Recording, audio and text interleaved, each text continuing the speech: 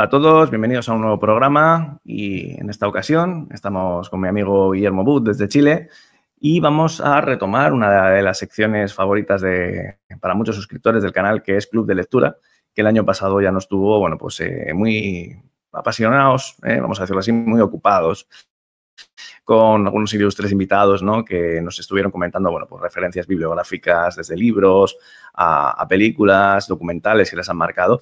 Y en esta ocasión, bueno, pues yo creo que con Guille vamos a poder tener, una amplia sección. Así que, Guille, ¿cómo estás? Bienvenido de nuevo. Ya sabes que esta es tu casa. Javi, querido, bueno, feliz de volver a tu casa, allá en mi querida y vilipendiada España, tan atacada por energías, vamos a decir, ¿ya? Energías que no son muy luminosas, al parecer, todo indica ello. Y un territorio que se ama tanto, yo que he tenido la suerte de estar allá ya más de un par de veces, surge un vínculo muy fraterno con mis hermanos de España, así que muy honrado y tremendamente agradecido de estar contigo en tu canal, que sé que además tiene esa impronta muy valiosa, estimo yo, de tu rigor, de tu disciplina, un poquito prusiana, como buen músico tal vez, músico de esos músicos de la academia, que te obliga a tener una autodisciplina muy sostenida, muy elevada, muy afinada, y eso se nota, se agradece y también de algún modo me interpreta, porque creo que uno de los temas que vamos a tocar hablando de lectura es la aplicación de ciertos principios virtuosos superiores, que es un tema que a mí me dio vueltas desde que era muy niño, y que habla justamente de algunas corrientes de pensamiento filosóficas y que están por ahí volviendo a resurgir muy fuertemente a través de algunos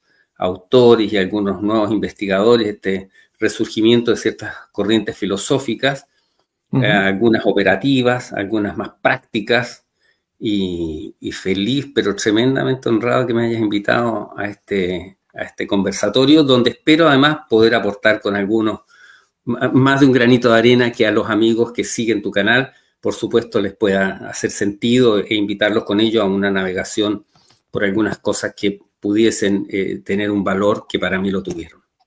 Desde luego que sí. Desde luego que sí. Sí, esta es una sección para los invitados. Yo realmente lo único que voy a hacer es simplemente pues marcar la pauta y estar de compañero, ¿no? Entonces, bueno, si quieres, antes de que nos pases a comentar, bueno, pues qué temáticas te han aportado y te aportan en tu búsqueda, ¿no? Sobre todo, pues eso, ¿qué supondría para ti? Si quieres, a ver, no todos los invitados han hablado de libros, algunos han hablado de películas, de cultura, o sea, siéntete totalmente libre. Pero en ese sentido sí que podríamos preguntar qué supone para ti, ¿no? Lo que es esa nutrición a partir de lectura, arte, etcétera, ¿no? Y desde ahí, bueno, pues que fluya. Claro, bueno, grandes temas. Qué fascinante y qué amplio el espectro que me abres también, y eso lo hace también un poquito quizás más difícil de algún modo. Sí, tirando las cartas sobre la mesa, es decir, cuáles son esos naipes que me surgen a partir de esta reflexión y estos aspectos que dicen relación con aquellas fuentes de las que nos hemos nutrido, para bien o para mal, ¿cierto?, de información, de conocimientos, de experiencias a través de distintos medios, ¿no? Ya sea el cine, la televisión, la literatura, las bellas artes, la música. Tendríamos como para varios programas, pero si me permites un poquito encasillarlos, yo los encasillaría de algún modo las artes liberales. Yo hice un taller que quiero repetir en algún minuto si tengo cierto quórum, que yo le llamé Taller de Acervo Personal, donde toqué 8 temas, un mes completo, 2 clases por semana, y toqué el capítulo 1, voy a hacer memoria porque esto fue el año pasado, si mal no recuerdo, Trivium y Quadrivium, o sea, gramática, retórica y dialéctica, de entrada, que fueron cosas que a mí me bañaron desde muy niño sin saber que eran el Trivium. Eso es muy interesante y te lo voy a charlar después un poquito por qué. Después, en ese mismo capítulo veía quadrivium, las artes liberales, astrología, aritmética, geometría y, ¿cómo se llama? Y música, ¿sí? Y después me pasé a las bellas artes. Ahí tomaba yo, en el segundo capítulo, pintura. Las grandes obras de la pintura, pero que no fuesen no estaba la Mona Lisa ni el Guernica de Picasso, sino que navegaba en una segunda línea que es muy importante: Cézanne, Monet, Turner, qué sé yo, no sé, estoy haciéndome Gustav Klimt, Paul Klee, Mark Rothko, Rembrandt, Goya. Lindo viaje, ¿no? Y desde luego. Sí, entonces yo lo estructuré de las 11 obras que tú deberías conocer. ¿Por qué usé 11? Porque estoy usando mucho mi numerología personal, que es con la que yo me identifico, porque yo nací un 22 de marzo, en la latitud 22. Me enteré ahora muy viejo que era latitud 22, yo juraba que era latitud 23 porque es la misma latitud de la ciudad de Antofagasta. Yo nací en Calama, en pleno desierto de Atacama. Ajá. Pero como sé que están juntos, siempre asumí que era 23 también, y resulta que Calama está un poquito más al norte y por lo tanto es 22. Vale. Entonces, todo lo que he hecho para darme una estructura, yo uso el 11, el 22, el 33 y el 44. Bueno, como números para darme forma a ciertas cosas que estoy haciendo que también te voy a comentar. Claro. Entonces, en ese sentido, estas 11 obras de la pintura fueron la clase 2, después hacía 11 horas de la música selecta predilecta. Hay mucha gente que me ha preguntado, bueno, ¿cuáles son esas obras para iniciarse en la música selecta? Así que ahí ponía esas 11 obras que son muy oreja, que tú las debes conocer, probablemente las 11,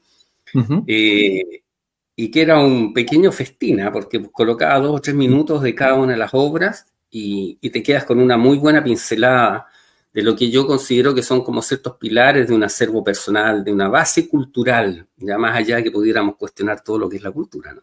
Después me metía en literatura, ahí veía un poco de cuento, poesía y novela. Después hice 11 obras de la arquitectura, esos capítulos muy entretenidos, desde el románico en adelante, el Renacimiento hasta la arquitectura contemporánea, el brutalismo, el modernismo, el eclecticismo. Además, ustedes en España tienen de todo, así que es fantástico. Y después me metí un poco en filosofía, ha sido una clase con filosofía, con grandes maestros de ayer y hoy. Ha estado Omar Khayyam, está Paramahansa Yogananda, Saint Germain, y una última clase donde veía cosas de epistemología y grandes filósofos de la ciencia. Ese taller dice relación, yo diría, con un poco lo que me tocas tú como tema. O sea, 8 clases y te quedas con esas grandes pinceladas. De hecho, me gustaría hasta publicarlo en alguna especie. Ahí estoy masticando cosas, pero esas cartas sobre la mesa para mí son esas. De algún modo, por supuesto, es mi experiencia personal. Otro podría tirármelas por la cabeza y decir, nada de eso aporta. Los valores están acá y fundamentarlo, y está perfecto.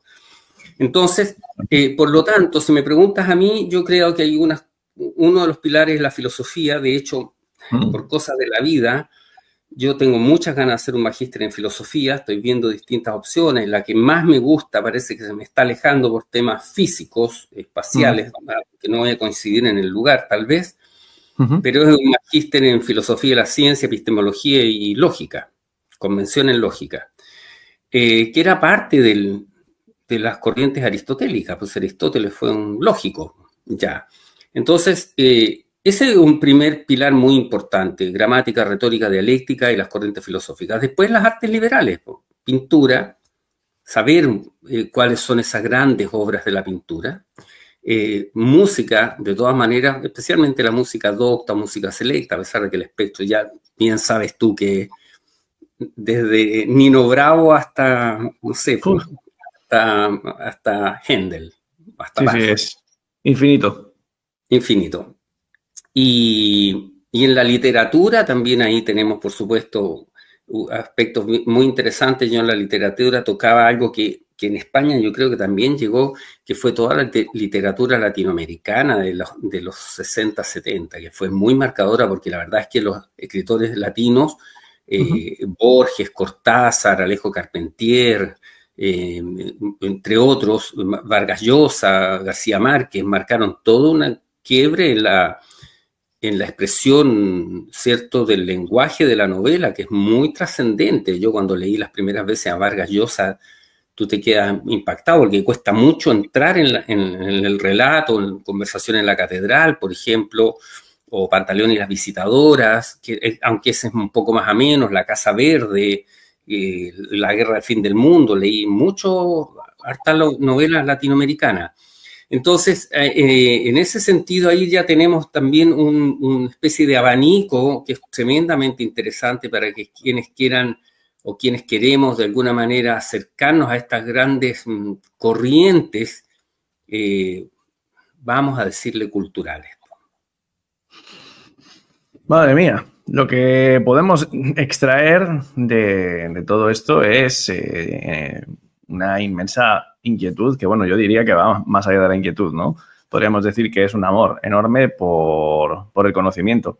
Te estaba escuchando y me estaba retrotrayendo a un libro que, si no lo has leído, te lo recomiendo muchísimo, porque hablaba en esos mismos términos del amor por la filosofía, que es el libro Las enseñanzas secretas de todos los tiempos, del historiador esotérico Manly P. Hall, que, vamos, o sea, cuando le lees es que prácticamente me estaba recordando a él, ¿no? A ese amor por el conocimiento, al recorrido por la historia, a la adoración por el arte como, vamos, un ejemplo supremo de lo que es la creatividad humana.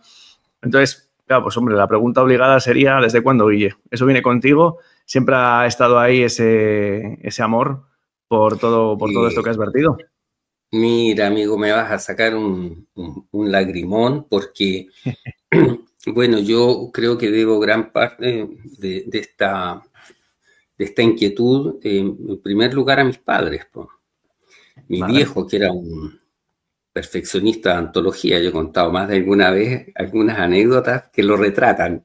Si tenemos espacio te las voy a contar porque los amigos además van a disfrutarlo cuando yo ejemplifique cómo era mi padre. Pero la parte literaria la recibí de mi madre, que se acaba de ir de este mundo hace justo un mes, el 15 del mes pasado, 15 de julio, y mi madre era profesora de castellano, era profesora de taquigrafía, dactilografía y gramática. Y yo creo que ella me heredó el amor por los libros y siempre lo he citado más de alguna vez, un libro que me regaló cuando, por ahí lo tengo, que yo haber tenido unos 10 años, que me marcó profundamente, mucho, que es el libro Corazón de Edmundo D'Amici. Es un libro muy clásico de la literatura juvenil y es un relato sobre una especie de diario de vida de un niño en un colegio en Italia. Pero una vez al mes el profesor les lee un cuento y esos cuentos son tan conmovedores que yo cada vez que los leo se me atraganta acá. Yo no sé si los has leído, te los recomiendo y se los voy a decir al tiro aquí a los amigos para que los busquen porque además hoy día está todo ahí. Son 3 cuentos. En primer lugar, El pequeño escribiente florentino. Hay que tener, no sé, templanza para leer en paz ese cuento. De hecho, vamos a preguntar a los amigos, Javi querido, a ver si quienes lo lean, a ver si los emocionó y los conmovió tanto como a mí. Y después está el tamborcillo sardo y El pequeño vigía lombardo. Y esos 3 cuentos hablan de principios virtuosos superiores. Entonces, yo creo que ellos me marcaron desde que yo era muy niño. Yo siento que en el fondo para los que pensamos, creemos, inferimos que nuestro mundo y la experiencia que estamos teniendo ahora en la vida viene de otros lados, yo tengo esa percepción de que en el caso mío siempre estuvo un poco esa impronta y que la lectura de esos cuentos cuando yo era muy niño como que de alguna manera la hicieron germinar, florecer, brotar, pero que estaban ahí. Por eso, cuando te decía yo que desde muy niño tuve esa percepción o cierta noción sobre lo que es la aplicación de los principios virtuosos superiores, siempre estuvo en mí. Por eso cuando yo escuché a mi gran maestro, que lo he mencionado en muchos programas, que fue mi mentor en la Escuela de Arquitectura, que me apadrinó cuando yo era muy cabro, estaba recién en tercer semestre, que es Claudio Ferrari Peña, que fue decano de mi escuela.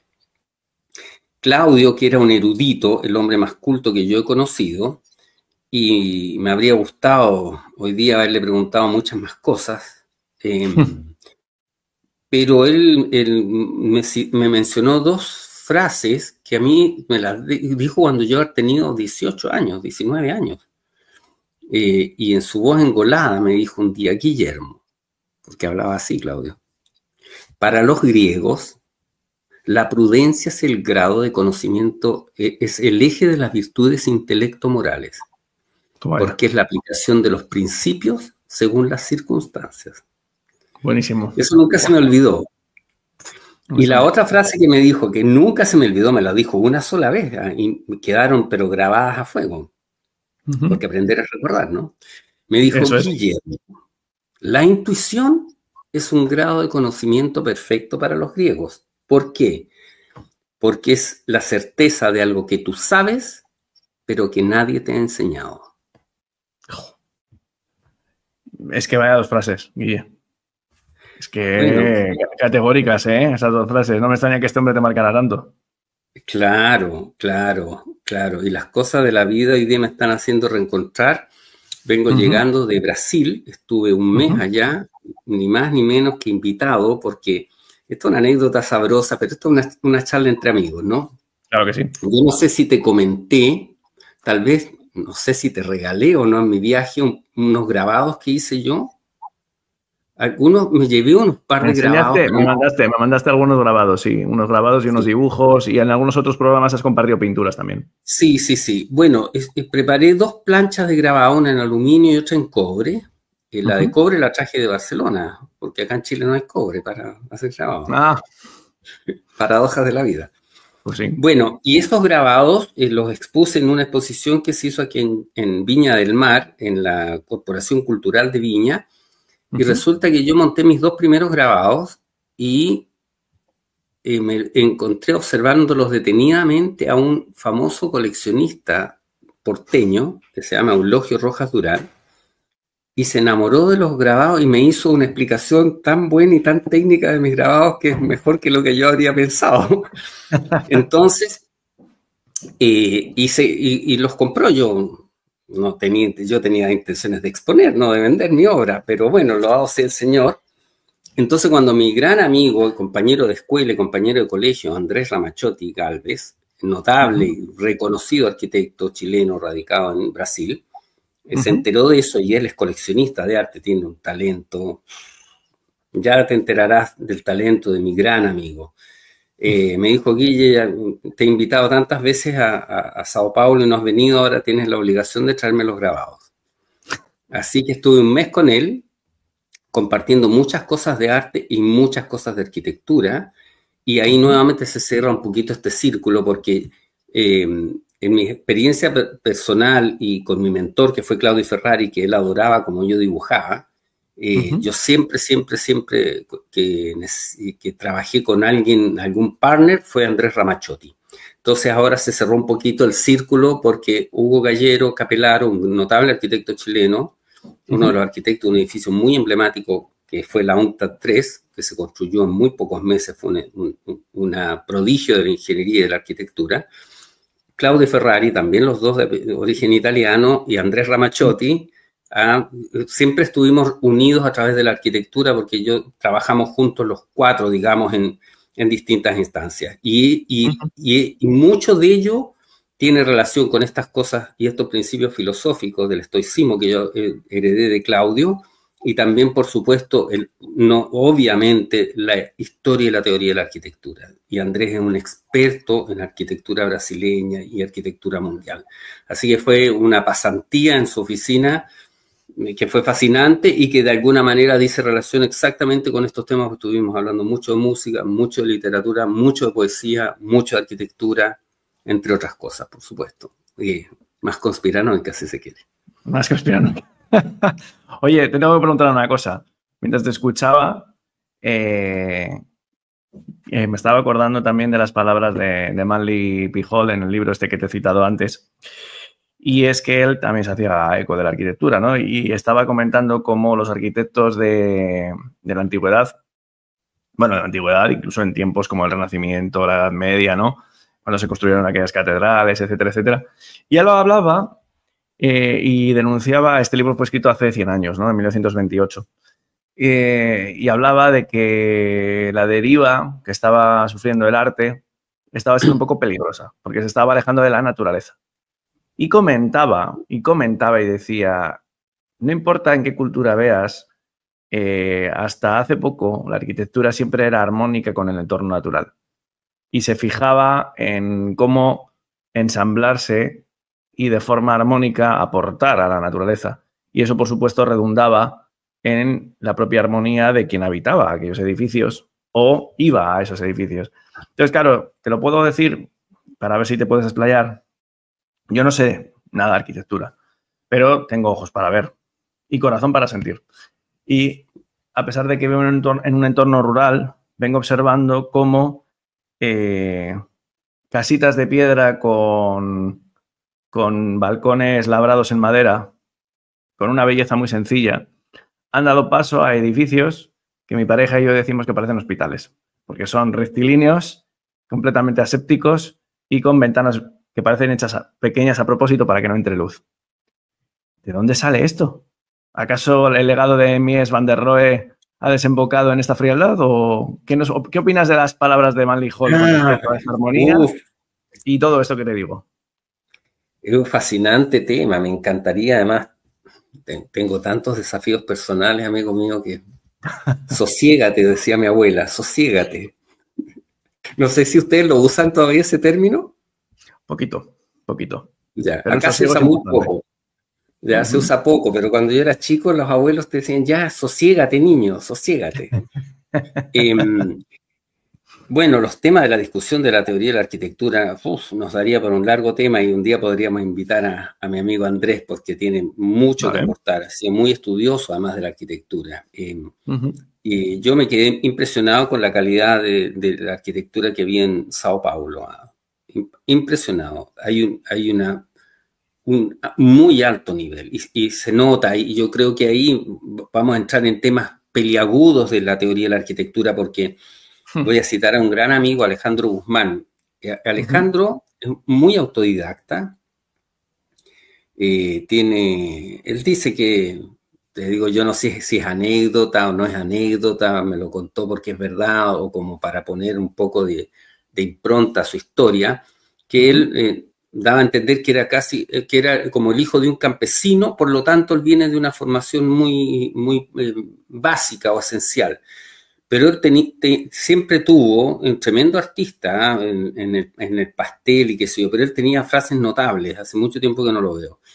Y Alejandro un día me dijo, se nota tanto, esto es una cosa para ti que eres pintor también, yo le encontré una reflexión notable.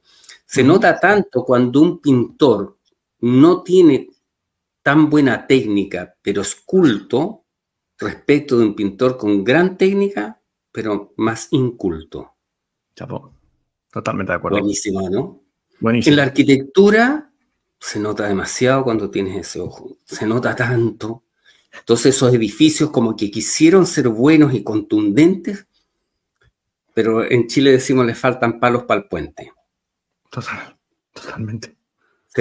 Son edificios que quedaron a la mitad de la escala. Hay una biblioteca que se hizo acá, no quiero criticar a mis colegas, pero bueno, la crítica también es válida, ¿no?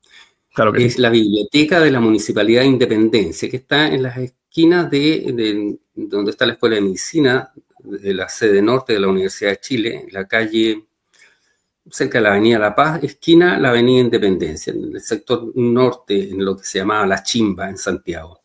Ese edificio está a escala 1:2, o sea, le faltaron ser el doble de alto y el doble de largo. Tú lo ves como una maqueta. Ahora, eso no todos los arquitectos lo notan, es un tema de cultura. Claro. Y esa cultura, decía mi padre, se hereda mucho y si no la tienes que adquirir a punta de... Bueno, mi viejo lo decía que en el caso de la arquitectura a punta de viajes. porque requiere de un ojo muy disciplinado. Y Claudio Ferrari, que era mi maestro, tenía un ojo porque él venía, ¿cuál es la palabra? Nutrido de la arquitectura clásica. Claudio era el que usaba los libros de Vitruvio. Claudio era el que usaba la teoría de Sebastiano Serlio. Claudio es el que me enseñó que Palladio tenía todos unos tratados sobre la arquitectura, sobre cuáles son las proporciones que tienen que tener los recintos según el uso que se les dé. Un salón tiene que tener, no sé, A por 2A por A,5, por decirte algo. Esa es la proporción exacta, y con una filosofía del uso de los espacios. Todo eso se perdió con el modernismo. Y aún cuando tenemos a un Mies van der Rohe, notable, porque yo a mis alumnos les mostraba el pabellón de Barcelona, que bien conocerás, y les decía a mis alumnos, ya, les muestro esta fotografía. ¿De qué año es ese proyecto? Del 99, profe, del 2000, del 2005, del 2010. Todos pensaban que era de los 80 en adelante. ¿Y es del 27? Fíjate, no me acuerdo. Pues sí, hace 100 años más o menos. Imagínate, 100 años y la arquitectura de Mies sigue vigente, pero es potente. Ya. Porque ahí podríamos entrar en esta comparativa con estos edificios asépticos de ventanas de 1 por 1, que me pones un poco, ¿cuál es la palabra? Iracundo. No me extraña. Porque yo salgo aquí a la esquina y veo estos nuevos edificios que son vivienda social acumulada verticalmente, con ventanas de 1 por 1. Bueno, entonces, es que no me puedo resistir a enseñarte una cosa. Mira, vamos a ver si está por aquí. Mira, dame un segundo, A ver si lo encuentro. Yo ya sabes que me crié cerca de la ciudad de bilbaína, de Bilbao, donde hicieron el famoso Guggenheim de Frank Gehry. No tengo nada en contra de Guggenheim. Hay que reconocer que renovó la ciudad con su pasado industrial y trajo unas, pues cosas que pueden estar mejor o peor dentro de lo que es la ciudad. Pero el problema ha sido que poco a poco ha ido derivando hacia cosas bastante extrañas, ¿no? Y no me puedo resistir dentro de la deriva que estamos haciendo en este programa enseñarte, mira, un momento, Para mí, dos de los ejemplos más notables de sinsentido. Mira, un segundo, Vamos a ver. Go ahead. Lo primero es para mí el ejemplo. Sí, no, dime. Sí, lo conocí en el 97, se estaba terminando cuando yo estuve en España en mi primer viaje. Así que lo conocí, no se había inaugurado. Mira, el Guggenheim ha dado paso a esto. El edificio negro, que no sé cómo se llama, de Bolueta, que parece salido de Blade Runner. ¿Vale? O sea, es que esto que ves ahí es así el edificio. Es así. Es esto. Es esto. ¿Vale? O sea, son dos placas, son dos monolitos negros como si estuvieran salidos de Odisea en el año 2001, ¿sabes? De Kubrick. Con esas ventanas. Sí. Y bueno, pues yo te puedes imaginar lo que opino, ¿no? Aparte que, bueno, el entorno es este, o sea, es decir, un campo a las afueras de la ciudad, con todo edificios antiguos. Aquí está el metro, el subway, y de repente te lo plantan aquí. Personalmente, bueno, dudo bastante del gusto, pero es que luego tenemos otro ejemplo en esto. Mira, un momento. En lo que es la Torre Iberdrola, que fue construida hace unos años y que parece, bueno, pues ya ves, ¿no? Completamente rompiendo el skyline y que parece un gran falo puesto ahí por parte de una de las empresas más importantes de eléctricas, que, bueno, pues ya puedes observar, ¿no? De hecho, el Guggenheim está aquí cerca. Aquí en esta imagen, pues se le puede... No, mira, no se le llega a observar. No, está poco más... Bueno, no, está por aquí cerca. Entonces, bueno, pues quería... No te quiero poner iracundo, pero ¿qué opinas? Oye, igual te encantan. Bueno, yo creo que ahí podríamos también nuevamente entrar en reflexiones sesudas. Se suda cuando hace calor, dice Lelutier. Esta es la sección la sección apropiada, O sea, no estamos haciendo un club de lectura al uso en el que simplemente nos compartes libros, sino que estamos hablando de cultura y yo encantado. Así que expláyate. Sí. Mira, bueno, los rascacielos son un gran tema dentro de la arquitectura, ¿no? Aquí tenemos paradigmas en Chile. De hecho, en general, la percepción que yo he tenido de conocer algunas ciudades en Europa es que en Sudamérica, diría yo, ha habido una mayor proliferación de torres en altura, porque allá todavía, por ejemplo, toda la periferia, ¿cierto?, de Madrid tiene edificios que son de 6 pisos, 8 pisos, 10 pisos, ¿no? Aquí en general cualquier edificio de altura, que se han hecho centenares en Santiago, en Viña del Mar, en Antofagasta, en Concepción, en gran parte de Chile, son edificios de 20, 22. La torre que diseñé yo con mi colega y amigo Leonardo Valdés Cruz y Guillermo Nergis Tavoletti, que la diseñamos el año 2010, es un edificio de 22 pisos, que está aquí cerca en Viña del Mar. Entonces es como el estándar nuestro, mucho hacinamiento vertical. Ahora, el edificio como cuerpo arquitectónico te da para un ejercicio muy interesante desde el punto de vista plástico y arquitectónico, más allá del funcional. Pero volviendo a lo que te comentaba hace un rato atrás, se nota muchísimo la diferencia cualitativa de distintos arquitectos.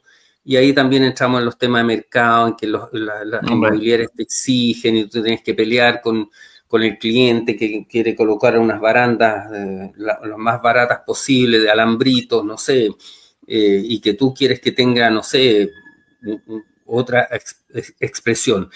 Ese lenguaje de la arquitectura en la edificación en general, pero en las edificaciones en altura en particular, yo noté que está muy, pero muy bien resuelto en Brasil. Me impresionó. Ajá.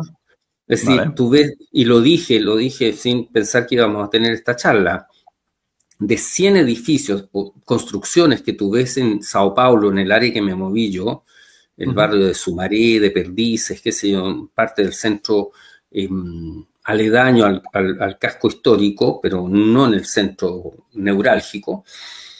De 100 obras que tú ves construidas, el 98, 99% están bien hechas desde el punto de vista no solo constructivo, sino que bien hechas desde el punto de vista intelectual. Tú podrías tener matices reflexivos y tal vez no compartir algunos conceptos estilísticos de cómo se resuelven ciertas esquinas, encuentros, ventanas, alféizar, dinteles, no sé, portales, pórticos, entrantes, salientes. Tú podrías decir, yo no sé si me gusta, pero no puedes decir que no está bien hecho y que no está bien pensado.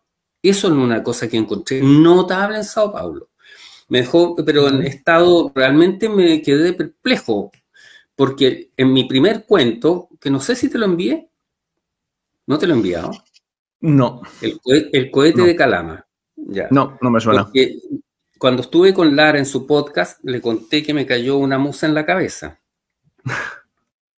Estaba yo un día escribiendo y me cae una musa en la cabeza que se llama Macarena Santamaría, que es una mujer que yo adoro. Y ella me dice, Guille, ahora que estás con esta idea de escribir, ¿por qué no escribes un cuento? Hay una convocatoria de una editorial colombiana.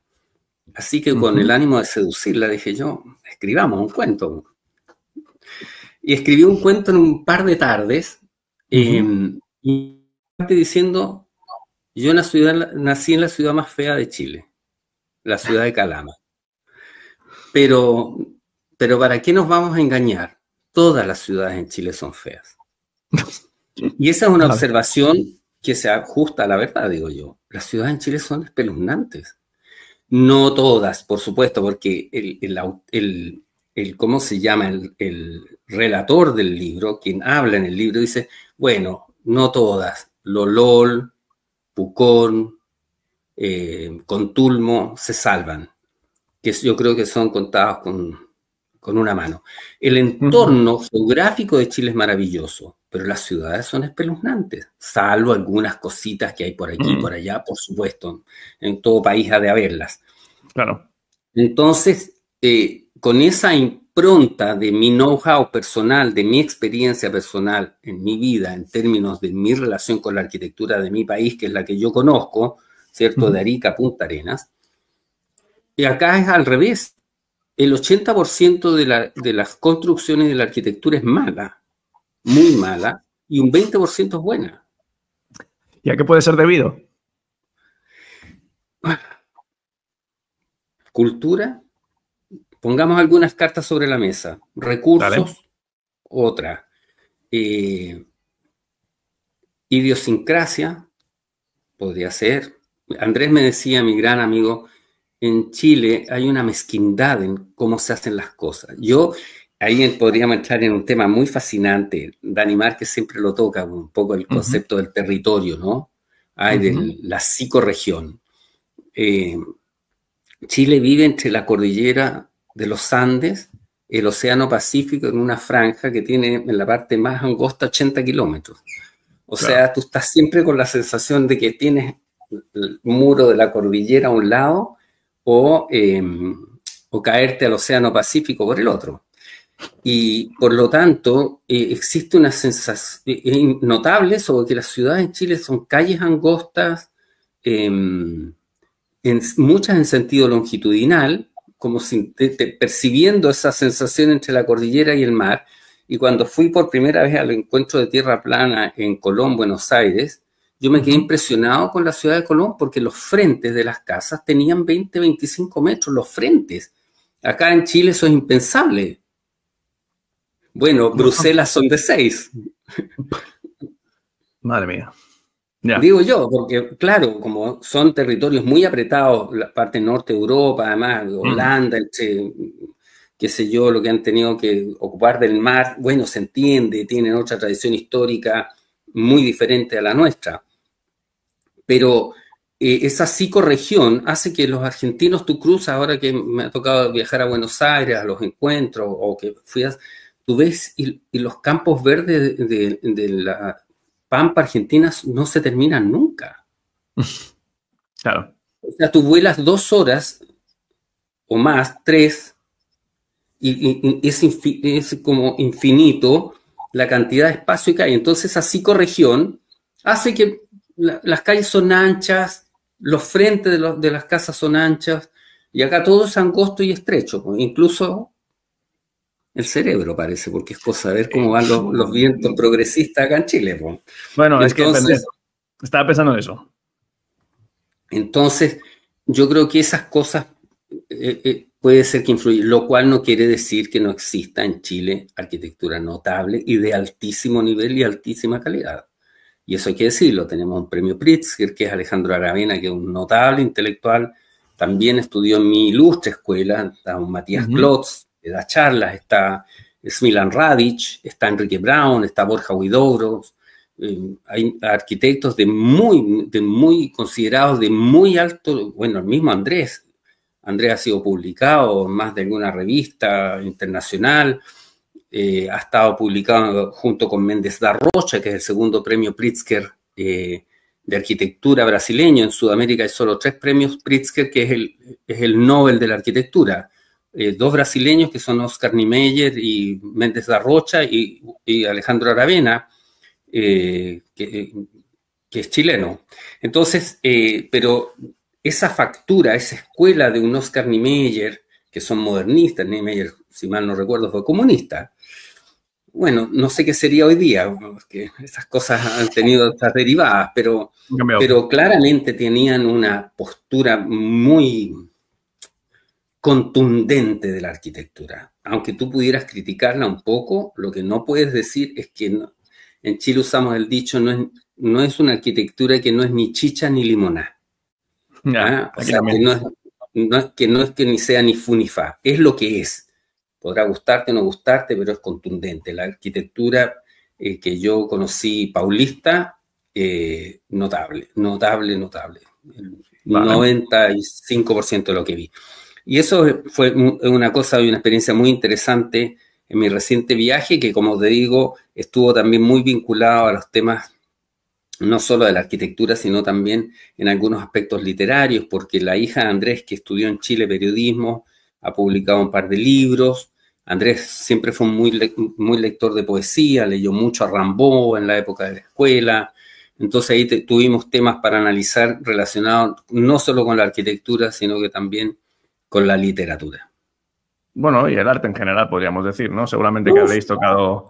Claro, es que hay una cosa que me gustaría preguntarte y es, a ver, dentro de lo que es la deriva de la modernidad, ¿no? Por abrir una nueva vertiente. Claro, siempre se suele decir que el arte es el espíritu de los tiempos, ¿no? Lo que llaman en alemán el Zeitgeist.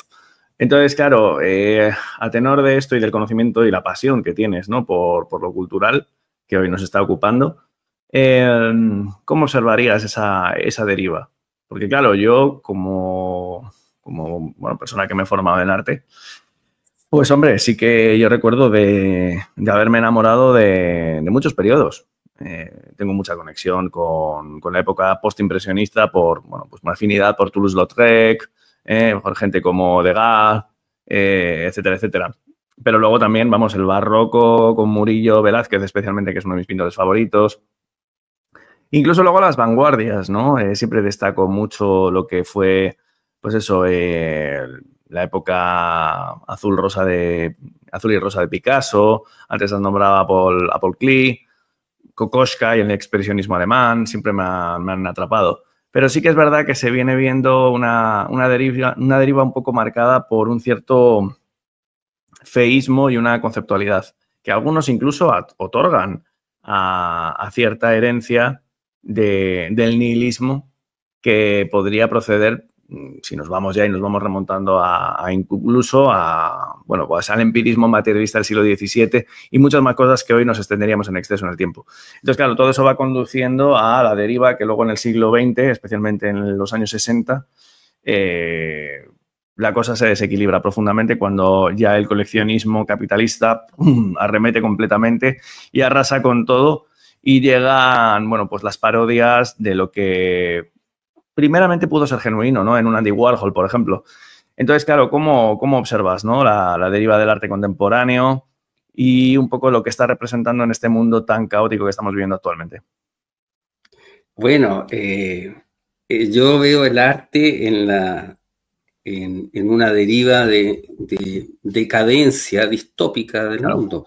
eso es. Si el arte es la expresión de los tiempos, y ahí recomiendo a los amigos seguir a Avelina Lesper, no sé si lo ubica, esta crítica mexicana, Sí, que demuele el arte contemporáneo. total. Está tu terráneo, Antonio García Villarán, que es notable, tiene un canal de YouTube, yo lo he seguido harto, lo estuvimos viendo con Andrés, a estos dos. Bueno, él es, yo entiendo que Avelina Lesper, no sé si es artista plástica, más bien es crítica de arte o licenciada en arte, me imagino, probablemente tiene alguna licenciatura en estética, y es lapidaria con el arte contemporáneo. José Antonio García Villarán a mí me llamó mucho la atención porque no deja títere con cabeza, incluido a Joan Miró, que lo demuele y yo encuentro que es muy interesante eso, porque yo alguna vez, después de entré en la Tierra, en el mundo del cuestionamiento de la Tierra, empecé a hacer un viaje personal que me llevó a darme cuenta que me producía mucho confort la inconfortabilidad que me produce tener que cuestionarme todo. Y eso es muy bueno. Y es lo que nos distingue, diría yo, de los helocentristas fanáticos, pues, que no tienen el valor de cuestionarse sus creencias. Yo hoy día me cuestiono mis creencias. Yo fui hincha de Miró. Pero la crítica que le hace José Antonio García Villarán es tan contundente que uno dice, yo llegué a pintar cosas que tú sabes que, bueno, ese cuadro que está ahí lo pinté yo hace algunos años atrás con una marcada línea al horizonte antes de ser geocentrista u homo geocentrista. Pero yo pinté cosas que después las encontré en Mark Rothko. Entonces decía, Mark Rothko me copia. Que son cuadros muy sintéticos, porque Rothko es muy sintético, ¿ya? Totalmente. Y encontraba muy interesante el desafío, cómo haces una obra de arte con menos y que sea contundente. Por eso me gustaba Malevich, ponte tú. Porque Malevich tiene cosas... Minimalista, claro. Claro, Casimir Malevich, ¿no?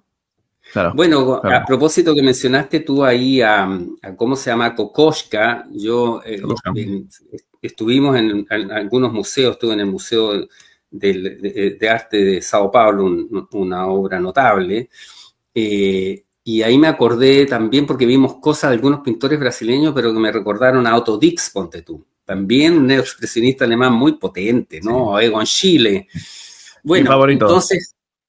Chile a mí me encanta. Egon Schiele es para mí uno de los mejores dibujantes del siglo XX, o sea, que es impresionante. Sí, notable, notable. Es duro, ¿eh? Es decir, es muy potente. Ahí a los amigos los vamos a recomendar que lo busquen, porque es un tremendo, tremendo artista plástico. Qué gana de pintar y dibujar así, ¿no? Joder, bueno, madre mía. que nos sirva de inspiración. Pero eso ha ido derivando en una absoluta crisis en el arte, porque, mira, mi hijo que estaba el otro día yo escuchando una charla justamente de un divulgador del arte y qué sé yo, un promotor del arte aquí en Chile, mi hijo hizo una reflexión muy buena. Tiene 22 años, pero escuchando, mira, a mí me hizo mucho sentido. Dijo lo siguiente: ¿qué es lo que distingue el arte de lo que no es arte? Lo siguiente, dijo él: si lo puede hacer cualquiera, no es arte. Eso va a ser polémico, Guille. Eso va a ser polémico, ya lo sabes. Es interesante, porque ahí entramos en el tema del plátano con 2 cintas de scotch, un vaso de agua. O las latas de Manzoni. Las latas de Manzoni. No, para los espectadores, para que no suelo tocar estos temas en el canal, lo voy a empezar a hacer más a menudo. Las latas de Piero Manzoni son unas latas que un artista plástico pues cogió y enlató su propia caca, vamos a decirlo así, y las puso al precio de la venta de la cotización del oro. Y bueno, pues digamos que a partir de ahí la cosa empezó a medrar. Y esto hace muchos años. El plátano del que comentas, sí, esto fue hace bien poco. Creo que además no fue en Arco, Guille, en la Feria de Arte Contemporáneo de Madrid. Yo creo que sí. Creo que sonar. sí. Claro, y hay uno con un vaso y ahora recientemente creo que Avelina Lesper toca el tema de un gallo que vendió una escultura invisible. Sí, pero es el traje nuevo del emperador. O también, yo me acuerdo de, mira, ¿sabes qué crítico de arte te encantará? Si quieres te mandaré en privado. Lo que pasa es que falleció hace años, era un apasionado de Goya y tiene un documental que algunas veces he comentado en el canal, que para mí es imprescindible, que se llama La maldición de la Mona Lisa, y era el crítico de arte Robert Hughes, un crítico de arte australiano que hizo una serie documental sobre Goya maravillosa y una serie en los años 70 que se llama El impacto de lo nuevo. Era una serie de televisión que también tiene unos libros muy buenos sobre la deriva del arte contemporáneo. La cosa es que ya mayor, ya con 70 y bastantes años, hizo el documental La maldición de la Mona Lisa, en la que se hizo eco de lo que fue como el gran coleccionismo allá por los 60-70, como te contaba antes, pues directamente devoró. Entonces, claro, salen las denuncias que hicieron artistas de mucho renombre como Jasper Johns, no sé si estaba... ¿Cómo se llama este? No me acuerdo los nombres ahora mismo, pero denunciaron cómo les compraban a precio de saldo y luego revendían para hacerse de oro los propios coleccionistas, ¿no? Y este hombre, bueno, pues ese documental para mí era un mazazo, porque mira, hay unas escenas que a ver si luego encuentro y te lo paso, lo que pasa es que está súper censurado. Hay una escena maravillosa en la que se encuentra con los coleccionistas más importantes de Warhol, que creo que eran los Mugravi, me parece, y es que les expone claramente. Dicen, no, esta gente no tiene amor por el arte, no sabe de arte y en realidad lo que está haciendo es simplemente engordar sus cuentas corrientes a partir de engordar el estatus de un artista que realmente no vale un pimiento. Exacto. Fue tan brutal que no hay manera de encontrar ese documental. Y murió poco después. Claro, porque ahí hay claramente también seguir la ruta del dinero. Como siempre. Avelina Lesper hace un poco esa crítica también. De hecho, creo que se reunieron las casas de remate más importantes del mundo y decir, ya todas las obras están subastadas. ¿Qué hacemos? Ya no hay Monet, no hay Degas, no hay Renoir, no hay Cézanne, no hay para atrás menos todavía. What may we do? Y ahí viene todo esto de empezar ellos a engordar artistas que no necesariamente son buenos. Exacto. Qué fastidio como la codicia puede arruinar todo. Bueno, es que te puedo poner unos ejemplos. ¿Qué opinas tú ¿qué opinas tú de gente como Damien Hirst o un Jeff Koons que no ha cogido un pincel en su vida? Y que sin embargo... Damien Hirst es el que cogió y hizo, creo que era Por el amor de Dios, me parece que se llamaba esta obra, que es una calavera que metió un montón de diamantes a su alrededor. O cogió un tiburón y le metió un cadáver de un tiburón y lo embalsamó. cosas así que son pues muy estrambóticas, muy caras, pero que en realidad prácticamente el hombre está obsesionado con la muerte y lo que hace es representarlo de una forma un poco grotesca. Y bueno, oye, Guille, una pregunta entonces, perdona, vamos a hacer un pequeño giro antes de ir terminando. Y si quieres ya tendremos una segunda parte que me ha encantado el programa. Como músico te tengo que preguntar, ¿cómo ves la deriva de la música? Porque ya llevamos muchos años de esa degradación que ha provocado el pop actual de las Lady Gaga y compañía. No voy a hablarte del reggaetón, no hace falta, pero ya es que la última la tenemos con lo que está ocurriendo con la inteligencia artificial, que ya está componiendo y está copando todo. ¿Qué observas? ¿Cómo lo valoras? Mira, así a priori y pensando en las bellas artes en general, yo creo que como todas estas cosas son medios pendulares, probablemente llega a un clímax y eso necesariamente vuelva a lo que tiene que volver. Estimo yo decir, como dices tú, viejo, nadie te va a comprar una basofia que puede crear cualquiera. ¿Esa palabra la ocupan ustedes o no? ¿No mucho? Sí, sí, sí. Se usa. Aquí no se usa mucho, pero es buena, ¿no? Buenísima. Como un vaso con agua, no, viejo, no, ya. Eso ya pasó, no me vengáis ya. Pero entonces, Guille... Y yo pienso que, mira, yo pienso que el poder creativo, el poder del arte y lo hecho por el hombre es tan superlativo que aun cuando con la inteligencia artificial tenga tanto, no sé, facilidad, de economía, de energía y de creatividad, inevitablemente, estimo yo, se va a volver al valor de las cosas naturales. ¿Qué quiere decir con eso? Yo estuve, por ejemplo, en la oficina de mi querido amigo Andrés, volviendo a dibujar mucho en papel, con regla paralela. ¿Ubicas las paralelas tú? No. La regla paralela es una regla T, pero que le sacas la escuadra. Entonces tiene dos roldanas, una piola que da vuelta en un circuito, y eso te permite hacer líneas paralelas. Todos los arquitectos del 90 hacia atrás siempre dibujamos con reglas paralelas y escuadras, que hoy día no existen. Pero en la oficina de Andrés hay una regla paralela. Yo tengo ahí una que compré justamente un día que fuimos con mi gran amiga al campus donde yo estudié, que andábamos haciendo algunas cosas en Santiago y pasamos y me compré una paralela porque ya no existen. Entonces, ¿qué quiero decir con esto? Que yo estimo que incluso se podría, no sé si a nivel de coleccionista o clientes especiales, que van a decir, ¿sabes qué? Quiero que mi casa se dibuje a lápiz. Sí. Te voy a encargar un cuadro, pues no me vengáis a vender un plátano con un scotch, no sé, o una taza con una fisura, le pego un golpe con un vidrio, le meto un pegamento, le inserto un martillo o no sé, no voy a decir improperios. No. ¿Sabes qué? Me hiciste acordar de una anécdota que es muy sabrosa. Claro. Oscar Hahn es un poeta chileno, para que veas lo importante que son las musas. Entonces, Oscar Hahn, esta es una anécdota que encontró en la radio y yo nunca me olvidé de ella, hace muchos años atrás. Cuenta que cuando estaba en el colegio, una amiga que a él le gustaba mucho le dijo, debe haber estado, no sé, en octavo básico, primero medio, no sé, habrá tenido 13, 14 años, 15, qué sé yo. Esta niña le dice, escríbeme un poema. Entonces este cabro dice, ¿cómo le escribo yo un poema si apenas sé leer y escribir? Entonces va donde su amigo, un poco mayor, del curso superior, que tenía, en Chile diríamos, más chispeza, y le dice, tengo este encargo de mi amiga, escríbeme un poema. Así que el amigo le escribe un poema y se lo pasa, y Oscar Hahn se lo entrega a su compañera de curso al día siguiente, y ella lo lee y le dice, no, esto no lo escribiste tú. Quiero que me escribas un poema tuyo. Y dice que desde esa fecha nunca más dejó de escribir. Muy bien. Es linda la anécdota, ¿no? Es muy linda. Es linda la anécdota. Y me encanta.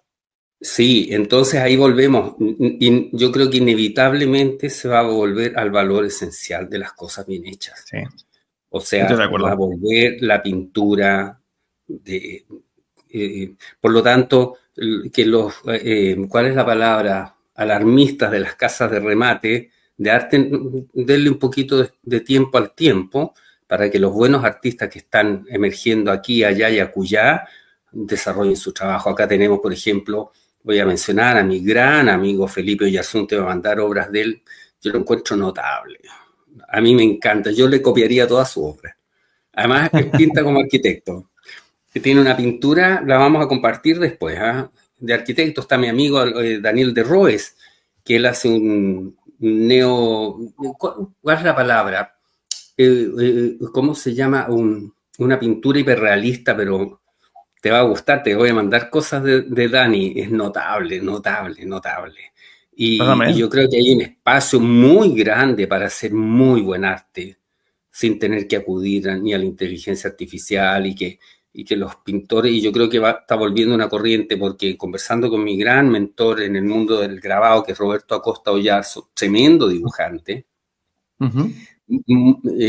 sería muy lindo tenerlo en tu programa. Yo siempre le he dicho, porque es muy culto, es un agrado, Roberto, yo lo adoro, y siempre tiene una mirada muy profunda y muy reflexiva sobre las cosas. Él se está dando cuenta que hay cosas en el arte que ya no calzan con lo que es el oficio riguroso, aplicado. Él viene del mundo del grabado. El grabado, tú sabes, que requiere de mucha prolijidad técnica y mucha rigurosidad técnica, que él, con estos pelafustanes del arte que degradan todo, porque el progresismo, eso es lo que hace, degradar todo. Si, yo no sé cómo se llaman progresistas, si lo que hacen es la involución. No, pero porque tienen esa idea. Bueno, ahí entramos en el tema y podríamos pedirle ahí, qué sé yo, ¿no es cierto?, a nuestra querida María John Part y a Carmen Jiménez, que nos pueden dar cátedra como con la manipulación del lenguaje, manipular la mente y la percepción de la muchedumbre. Es lo mismo. Antes no te lo he nombrado, pero cuando yo estuve indagando un poco en la obra de Marcel Duchamp, ¿no? Que siempre me atrapó por ciertos conceptos que tenía, pero claro, te vas dando cuenta de que la raíz suele estar vinculada hacia el nihilismo que emergió a finales del siglo XVII en torno a ciertas posturas milenaristas y mesiánicas. O sea, es decir, el regambre espiritual que tiene, sobre todo algo que yo he intentado profundizar y que voy aprendiendo día a día, que es lo que se conoce como la herejía sabateo-franquista, que no sé si la conoces, si no ya te pasaré documentación porque es muy interesante. Vas viendo cómo esta herejía mesiánica que permea en las tres religiones abrahámicas, tanto judaísmo como cristianismo como islam, lo que hablan es de que la redención del mundo llegará por el pecado. Y entonces, claro, lo que hace es invertir todo. Entonces, claro, te vas dando cuenta de que a partir de ahí se empiezan a generar diferentes cauces. Y uno de ellos es la eliminación sistemática de cualquier rastro de espiritualidad. Y mira cómo estamos en el mundo actual, ¿no? Entonces, claro, cuando recuerdo de haberme leído un par de libros muy interesantes que se llaman To Eliminate the Opiates, para eliminar el opio. El opio es el opio del pueblo, que es lo que declaraba el marxismo inicial, ¿no? Y vas observando, pues, cómo se está persiguiendo eso.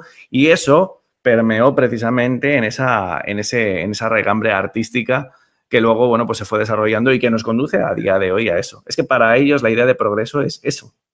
O sea, no en vano. Es, yo creo que ya una bestia completamente desatada. Ahora bien, la otra alternativa tampoco es que sea santo de mi devoción cuando vamos observando las derivas de tanto, bueno, pues no voy a nombrar, bueno, sí, ¿por qué no? De Trump y Milley y compañía, que te puedes imaginar que tampoco es que sean santo de mi devoción. Sí, claro, sí. Comparto. Y en general los que hacemos esta navegación más o menos en conjunto también tenemos una mirada muy similar de las cosas. Eso claro. A mí me hace mucho sentido, se percibe un poco y somos poco amigos de casarnos con cosas.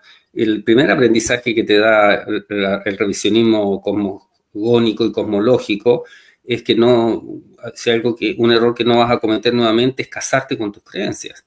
Entonces yo, por ejemplo, que navegué mucho por esta pintura minimalista, pinté cuadros así, ponte tú uno que yo lo llamaba amarillo cadmio. Vale. Adivina cómo era. O sea, puede ser una obra de arte, es interesante como ejercicio tal vez intelectual, pero es una obra de arte, la pinté yo y ahora la miro y digo, No lo Lo que decías sé. de lo que decías de que te comentó tu hijo. Claro. Claro, claro, a ver, aquí habría que definir claramente, ¿no? Lo que pasa que bueno, pues tenemos unas disquisiciones muy profundas que en otro programa lo podemos abarcar.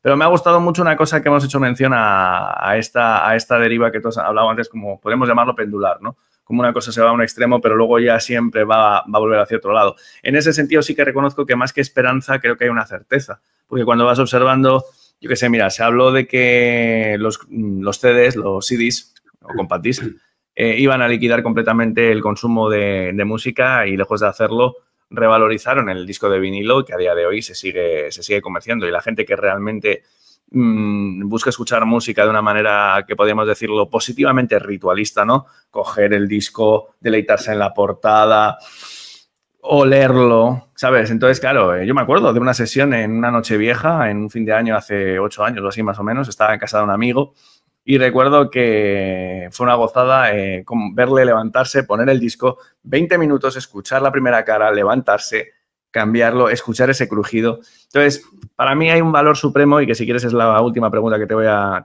plantear hoy, que sería, más que una pregunta, sería una reflexión.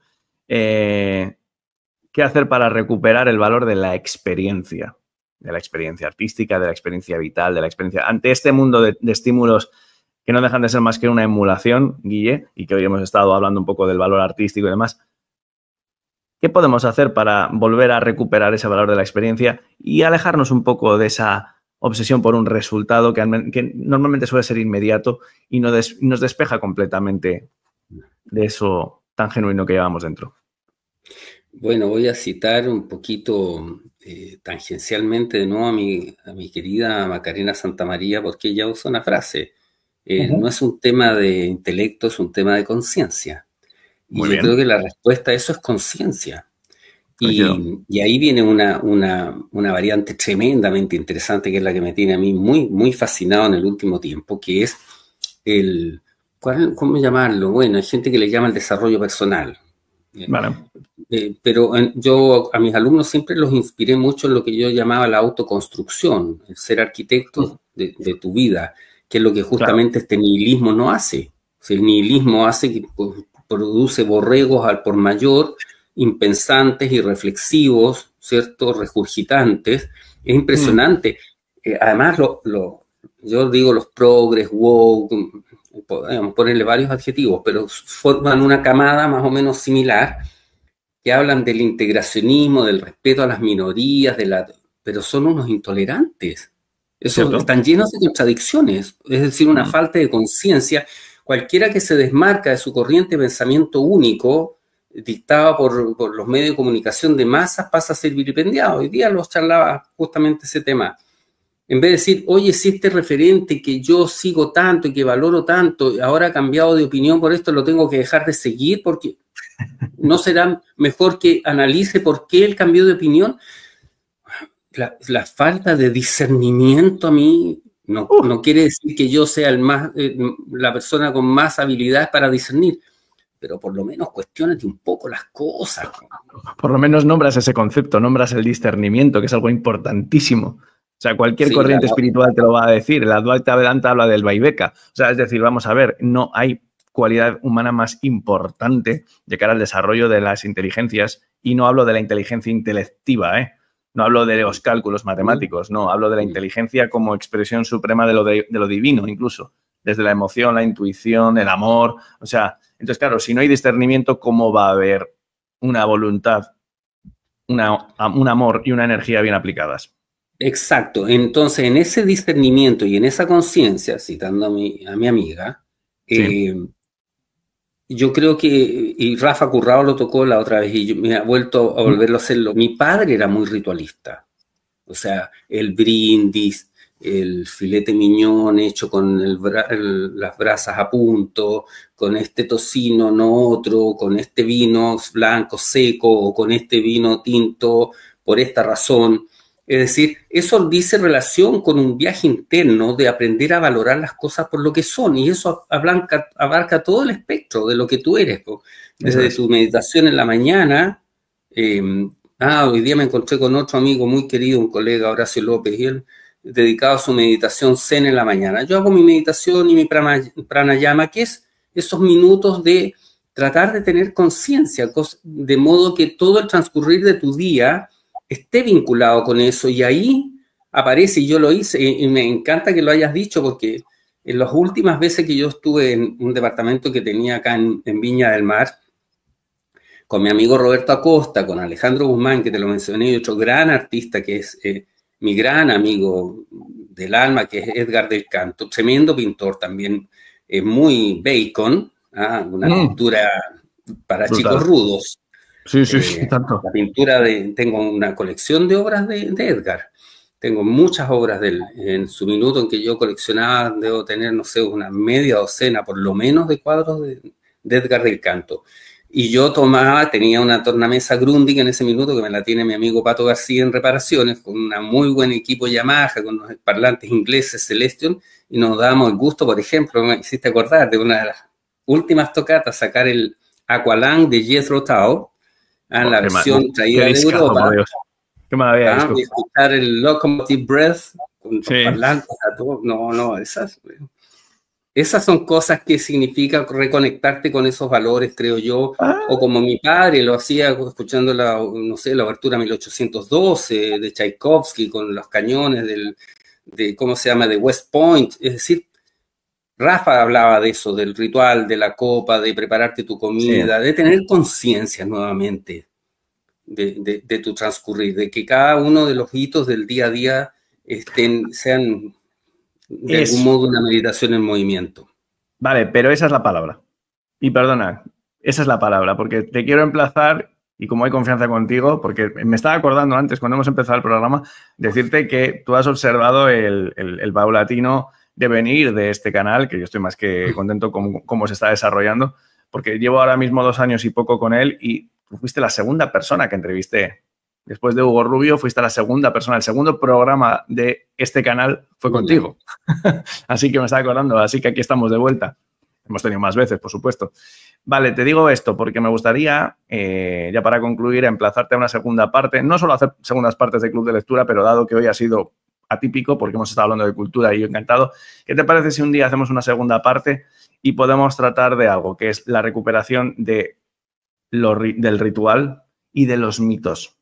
De la importancia que tiene esa mitología, que puede ser que mitología no es fijarnos en Hermes o en Zeus. No, mitología es el amor que yo profeso por Freddie Mercury, porque he aprendido muchísimo con sus canciones, o con Nick Drake y su guitarra. O sea, hablo de eso, ¿no? Esa referencialidad. Hay un concepto que podríamos tratar también, si te parece, en esta segunda parte, que es de una charla, que es precisamente a partir de una charla que te voy a mandar, que me gustaría mucho que vieras, porque es de las mejores que he tenido en el canal, que es con Swami Satyananda Sarasvati, monje hindú maravilloso. Y es que la charla la titulamos Resacralizar la vida. Hay que volver a sacralizar. ¿Dónde está el valor de lo sagrado? Pues si te parece, Guille, podemos tratar de todo esto en una segunda parte. Yo creo que bien lo merece. ¿Qué opinas? Bueno, pero encantado, amigo mío, y yo más que honrado y feliz de poder seguir charlando estos temas que nos dan. En realidad, estos temas dan para un programa semanal, pues todas las semanas podríamos crear. Bueno, yo parto nuevamente con... No me lo digas 2 veces, Guille.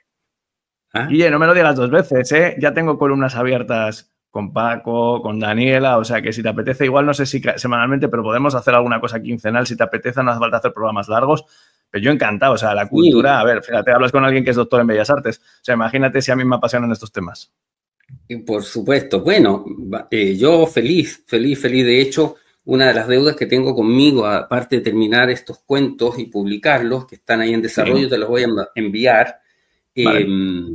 Quiero retomar mi canal de YouTube con Leo, mi gran amigo y colega, ilustre arquitecto de la también ilustre Escuela de Arquitectura de la Pontificia Universidad Católica de Chile, que tiene sus méritos bien ganados. Vamos a partir con Papel en Blanco, probablemente ahora a mediados de agosto. También me están invitando ahí un par de podcasts que me encantaría hacerlos. Yo pensaba en los podcasts mucho antes de que existieran. Estoy hablando del año 2000, tal vez existían, pero yo no lo sabía. El 2007, claro, cuando tenía justamente estas tertulias con mi amigo Roberto Acosta, con Edgar, algunos amigos músicos, yo decía, cualquier persona que si se grabara esta conversación, estoy seguro que habría una docena o dos docenas de personas que estarían fascinados de escuchar estas reflexiones tan interesantes, que son amigos de los cuales yo he aprendido tanto solo escuchándolos. Y si uno puede transmitir una, dos o tres ideitas que sean un aporte para otros, yo lo hago feliz porque creo que es parte de nuestro derrotero, y yo lo siento un poco como casi una obligación, pero que disfruto mucho. Si una cosa que uno diga que puede hacerle sentido a otra persona es valiosa. Por eso me atreví a escribir, y me atreví a escribir algo de poesía con mucho pudor, gracias justamente a un poco a la motivación que me ha llegado. Me atreví a enviarlos. Mis 4 poemas que envié, los 4 fueron publicados, y también los voy a compartir contigo con bastante pudor, lo reitero, pero no hay tenemos que pudor. atrevernos. Tenemos que atrevernos, salir de la zona de confort, siempre. Hombre, con la sensibilidad que tienes, vamos, pudor ninguno. Guille, siempre esta ya sabes que es tu casa, y yo, por supuesto, también soy receptor de buen grado, tanto en este ámbito del canal como en lo privado, de cuanto me envíes, o sea que encantadísimo. Pues qué decir, ha sido un placer. La verdad es que estoy súper feliz porque ha quedado un programa maravilloso. O sea, creo que hemos tocado muchísimos temas. Nos hemos detenido en la arquitectura, que es algo que tenía pendiente y que nunca había tocado en el canal, y el devenir del arte, y al final, bueno, pues un club de lectura muy distinto, pero que me abre muchas vías de cara a poder, precisamente esta sección, reabrirla de un modo bastante distinto. Así que nada, decirte que millones de gracias, porque bueno, siempre es un placer contar contigo. Y ya sabes, pues te emplazo a esa segunda parte, si te apetece, dentro de unas semanitas, para precisamente hablar de esa recuperación de mitos y esa sacralización de la vida que bien merece la pena. ¿Te parece? Maravilloso. Así que nos vemos en un par de semanas más. Un abrazo muy grande a tus seguidores. Seguid creciendo. Tenemos ahí muchas cosas en común que seguir charlando, así que muy dichoso de volver a participar y poder ahí poner unas gotitas y notitas de sabor a esta vida para que la sacralicemos debidamente. Ahí estamos. Gracias, Guille, de corazón. Un fuerte abrazo. Abrazo grande, cariños a mi España, a tus seguidores, y nos vemos próximamente, pues, Javi querido. Ahí estamos. Hasta pronto.